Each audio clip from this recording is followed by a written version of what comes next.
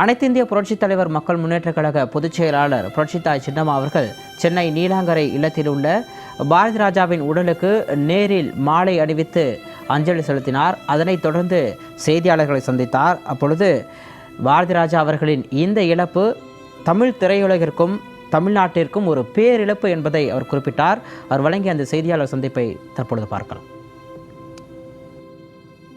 அவர்களுடைய மறைவு தமிழ் திரையுலகத்திற்கும் தமிழக மக்களுக்கும் ஒரு பேரிழப்பாகும்.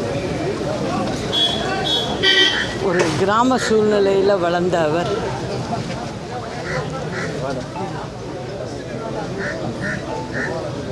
ஒரு 50 ஆண்டு காலமாக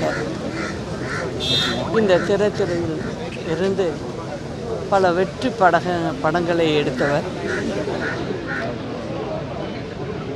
ஷூட்டிங் அப்படின்னாவே செட்டுக்குள்ளே தான் நடக்கும். அதை மாற்றி காட்டியவர் இவர்.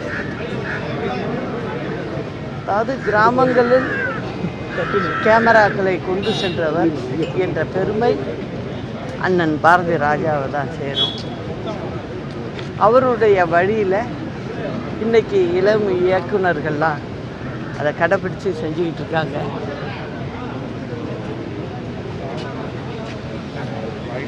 எங்களுக்கு குடும்பத்தில் ஒருத்தர் மாதிரி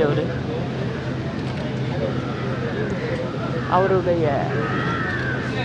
இழப்பு ஒரு மாபெரும் இழப்பாகும். அவரை பிரிந்து வாழும் அவருடைய குடும்பத்தினருக்கும் அவருடைய ரசிகர்களுக்கும் மற்றும் திரைத்துறையினருக்கும் என் ஆழ்ந்த இரங்கலை தெரிவித்துக் கொள்கிறேன். அன்னாரது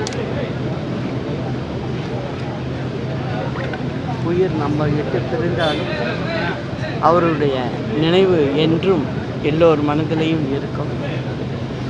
அவருடைய ஆத்மா சாந்தி அடைய எல்லாம் வல்ல இறைவனிடம் வேண்டுகிறேன்.